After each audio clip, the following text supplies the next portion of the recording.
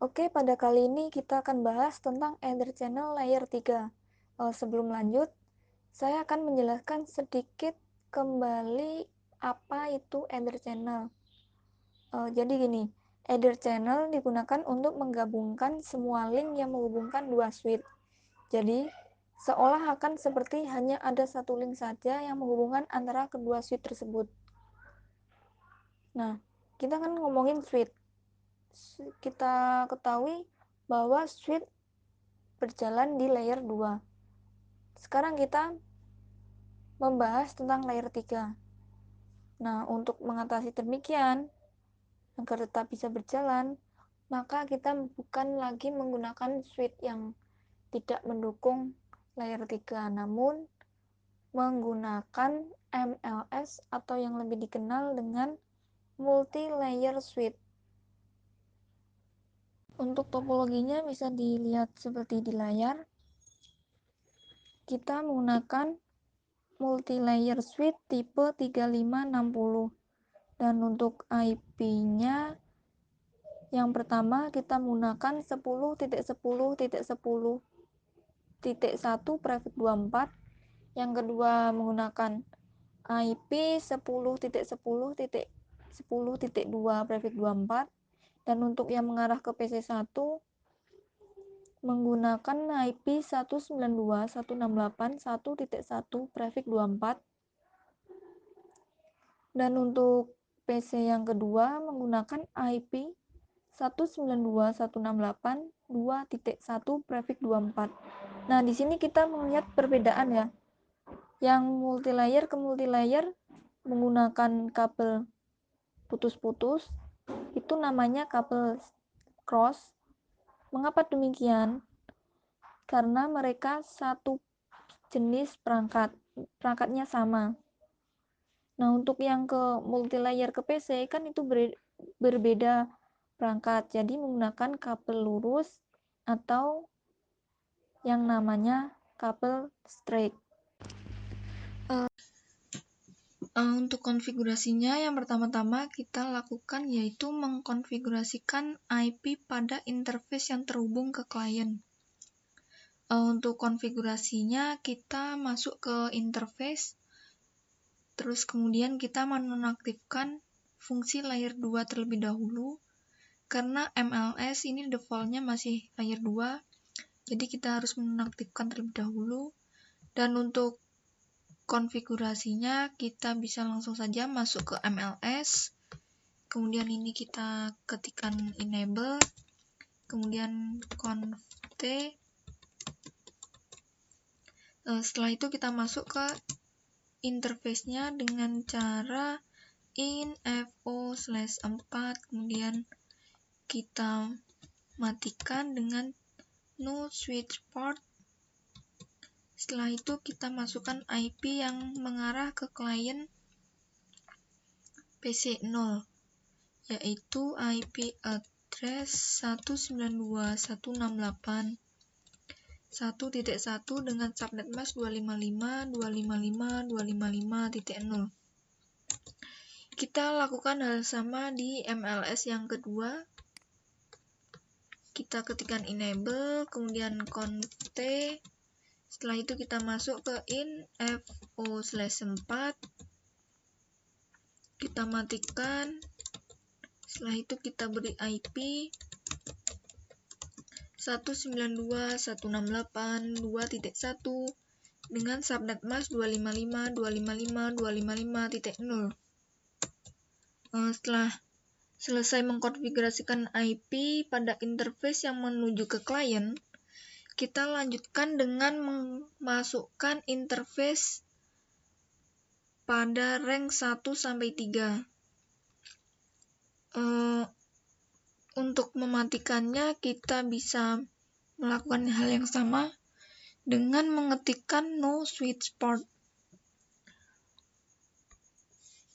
Oke, langsung saja kita masuk ke multilayer yang pertama terlebih dahulu dengan cara inrafa0 1/3, kemudian kita matikan. Setelah itu kita buat channel group 1 mode on. Jika di MLS yang ke-1 sudah, kita buat import channel 1 ini bertujuan untuk memasukkan IP pada Ether channel dengan cara IP at 10.10.10.1 dengan subnet mask 255.255.255.0. Ini kita enter. Jika sudah, kita buat interface yang mengarah ke 1, 2, 3, kemudian kita sudah beri IP, kita lakukan hal yang sama di MLS yang kedua. Caranya sama seperti tadi, kita masuk ke intrava0/1 sampai 3, kemudian kita matikan switch portnya. Setelah itu kita buat channel group 1 mode on. Terus kemudian kita masuk ke import channel 1. Kita masukkan IP 10.10.10.2 dengan subnet mask 255.255.255.0. Jika sudah, jika pada MLS 1 sudah selesai, pada MLS 2 sudah selesai, kemudian kita mengetikkan do show Ether channel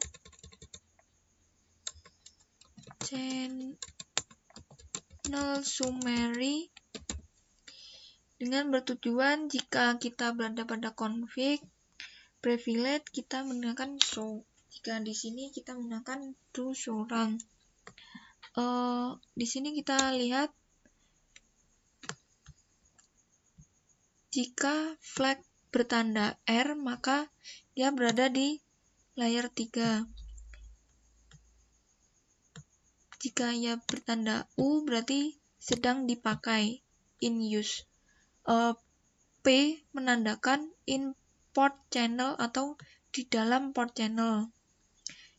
Jadi kita lihat apakah tadi kita berhasil, dan di sini kita menemukan tanda PO1RU menandakan bahwa FO/1, FO/2, FO/3 berada di layer 3 di port channel layer 3.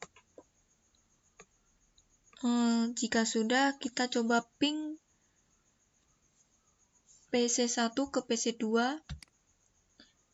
dengan asumsi bahwa kedua PC kita beri IP 192.168.1.1.2, kemudian subnet mask, default gateway-nya kita beri 192.168.1.1. Ini juga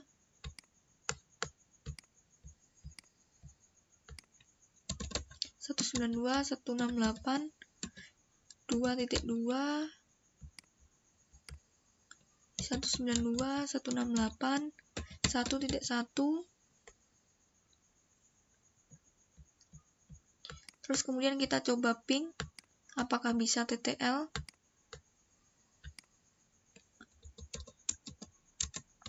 Ping 192.168.2.2.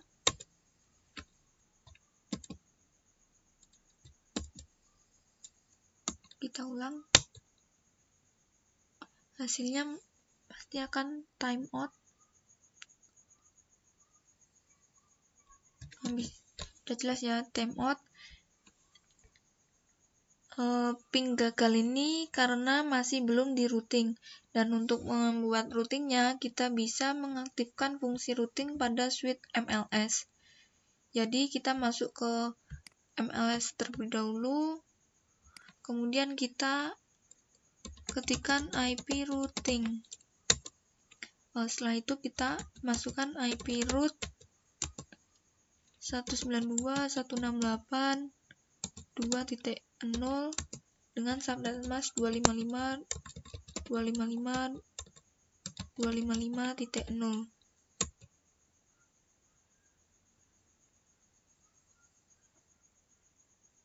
Kenapa kok gagal? Oh, karena ini belum ada gateway. Kita tambahkan, kita kurang gateway 10.10.10.2. Nah, setelah itu kita lakukan hal yang sama, tapi kebalikannya di sini. Kita beri IP routing, kemudian IP root 192.168.1.0 dengan subnet mask 255.255.255.0 dengan gateway 10.10.1. Dan jika sudah, kita melakukan ping ulang apakah bisa TTL, dan hasilnya